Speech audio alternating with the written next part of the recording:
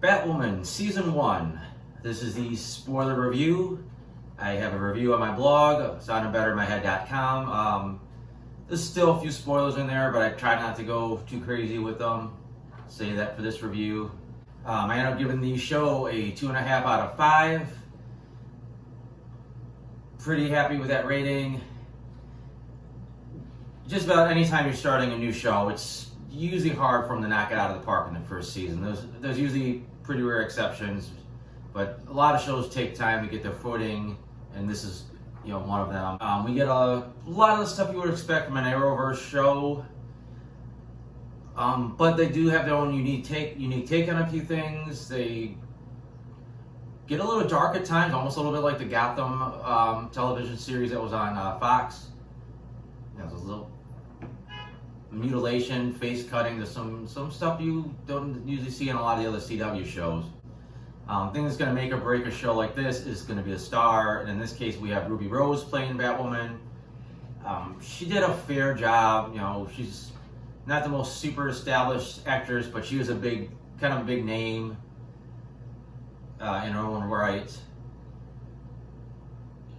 She definitely was lacking a bit in some of her acting chops, but I think in some of the big moments, the real emotional, beats that happened, I think she pulled it off very well. She really got you, invested in it. As far as the physicality, she looked good in the costume. She could move. I know later in the season, she was injured and had to have surgery, so after that point, she stopped doing the stunts. Kind of takes you out of it a little bit, knowing that in the back of your head that pretty much any shot of Batwoman doing anything is a stunt woman, but it's probably true for a lot of the other shows too. You just don't think about it. I guess we'll touch on this real quick because between the time I put my original review up and this, it was announced that Ruby Rose was leaving the show and they were going to recast Batwoman. It's definitely going to be jarring. You have all these characters, you got Batwoman's ex-girlfriends, you got her sister, you got her father, you got all these characters that you had these bonds with, and it's going to be a different actress, and you got to be sold, that they all know each other all this time, all this stuff happened, and it's always a little jarring. But going forward, you get a couple seasons under her belt. I think you almost forget that Ruby Rose ever did the show. Like I said, she wasn't that fantastic to begin with. I think another alternative they could have done, and maybe they would have did this if Ruby had done the show for a couple seasons, is maybe have someone else take over as Batwoman. Might be an interesting twist since they have Alfred Pennyworth's daughter in there. That maybe she became the new Batwoman. That would, still kind of fit in with that relative of a Batman sort of taking over the superhero role. But it is what it is. We'll see how things proceed in the future. The other end of the coin, a good hero needs a good villain. Alice turned out to be a surprisingly good villain. Early on, she was kind of like a watered-down Harley Quinn, and she was just nothing special, just generic villain. But as they kind of explore more of her humanity and what makes her tick, and her relationship with her sister and her father, and what really happened to her, she becomes pretty sympathetic. I mean, you really want her redeemed, and then she'll do something so evil. She'll do something so evil. You're like, that's it. She's a bad guy. She can't be helped, and she'll still find a way to make you feel bad for her again, and back and forth. So she did a great job. Because it really wasn't a solid plot. It wasn't like Alice is gonna blow up Gotham and Kate's got to stop her. Alice is going to do this, and she's got to be stopped. She was doing her stuff, but she wasn't the focus. It was just more about the relationship, and I think it actually worked pretty well. As far as the rest of the cast, it's just so-so. They get the job done. Sophie is actually kind of unlikable, just because she kind of puts herself above Kate and above a lot of other stuff, and it just makes the character unlikable. She tiny bit redeems herself near the end, but just not so much. Luke Fox, Lucius's son.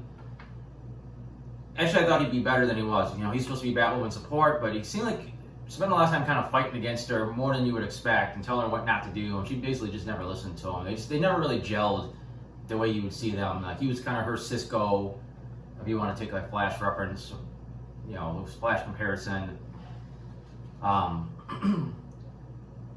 Really what turned out to be my favorite character in the end was Mary. You know, she started off as this ditzy socialite, but then you see she's actually got this compassionate side. She's got this secret clinic where she's helping poor people, and then her helping Batwoman and helping Kate, you know, was kind of cool. You start feeling bad for her because she was losing that sisterly bond with Kate, especially losing it to a villain like Alice. But I think once she finally knew that Kate was Batwoman and was letting in a secret, I think she started to step up. You could kind of see potentially where her character could work out to be, you know, a pretty cool part of the Bat Circle there. As far as the Batman lore, there was some interesting tidbits they threw out there, like mentioned that the Joker is really Jack Napier, or how Cobblepot had been the mayor before, and it ties into some stuff that's happened in the comics, ties some stuff into happened to other, you know, Batman adaptations.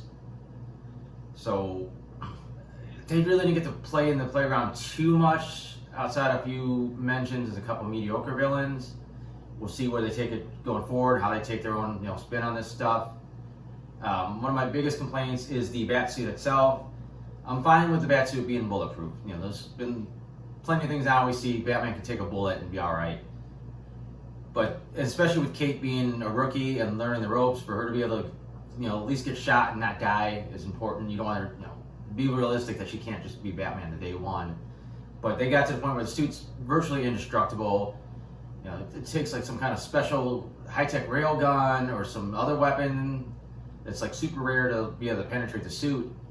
And it's like, you're making her almost more powerful than Superman. And then even the hammer that home, the final weakness of the suit was kryptonite itself, which somehow is this super powerful, indestructible, you know, mineral that we've never heard we'd never heard before that kryptonite's this powerful of an item. So, like I said, I wasn't a fan of how they did that. Especially on top of that, all you gotta do is whack her upside the head with something somewhat heavy and you can knock her out. So, and then you could probably just take the suit off her and kill her if you really wanted to. But I don't think I got anything else to say in general about the show. Let me whip through my notes, see what jumps out at me here. There was a weird thing they did with the, I don't know, was it aspect ratio?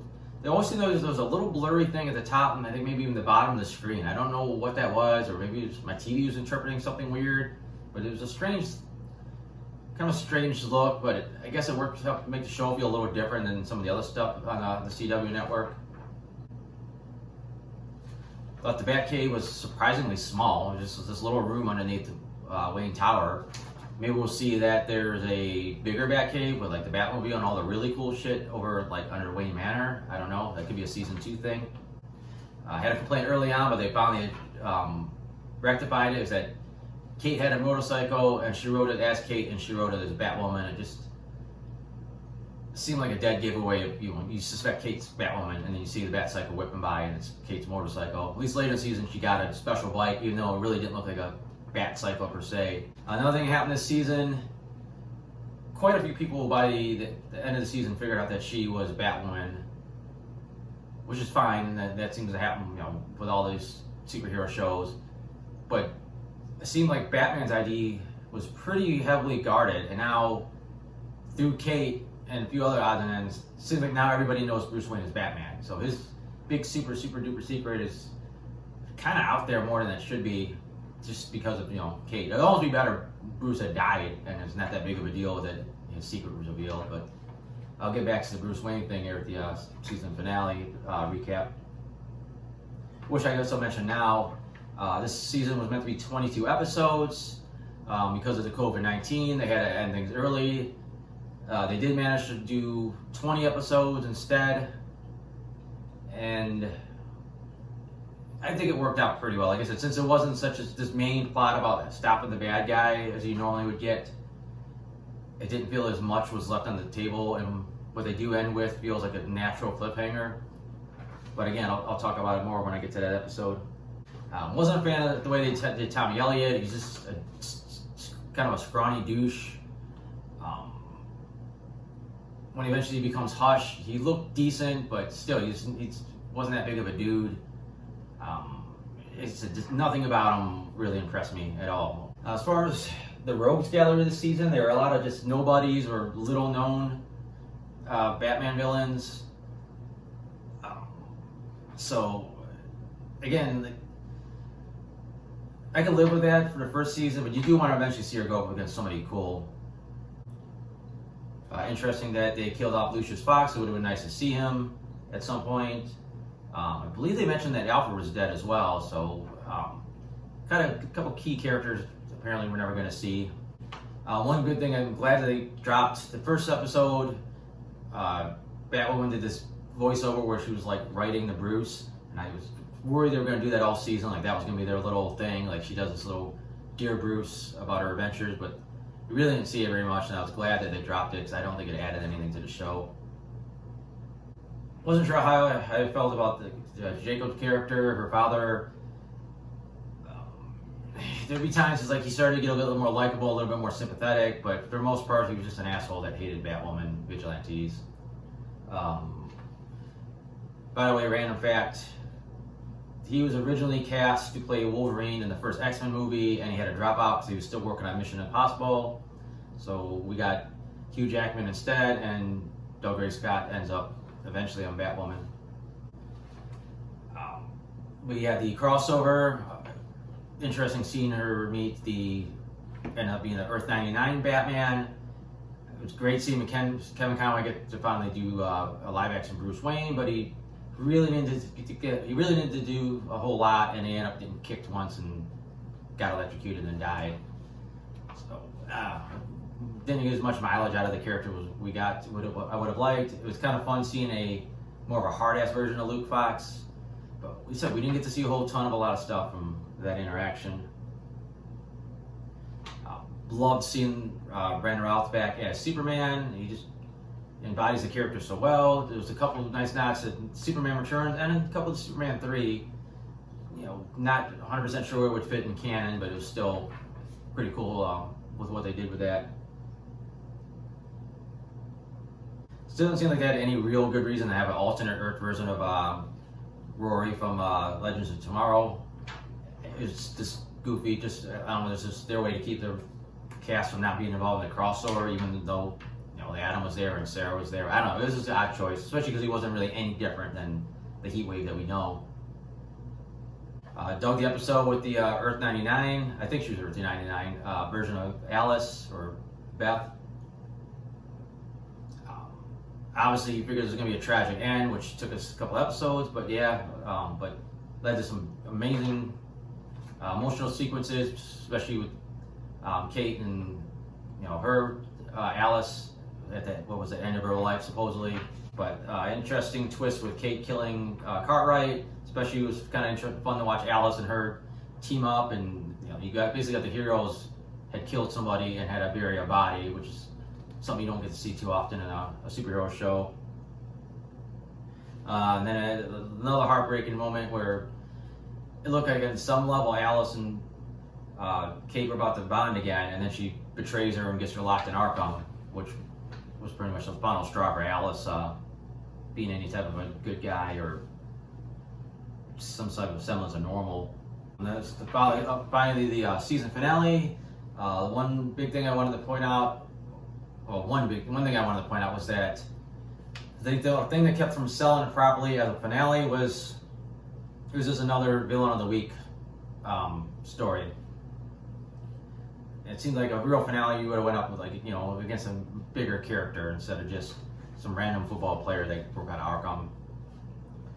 But of course, then we had the big twist that was really, really unexpected, that Tommy Elliott now looks like Bruce Wayne, which means they now had to cast Bruce Wayne. So hopefully that means at some point we maybe see Bruce show up now that we have an actor cast to play him, or Batman, or even if it's just a flashback.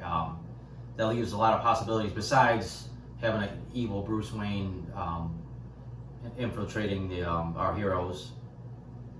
But really, I don't got a ton else to say. Once again, I probably went on way longer than I should have.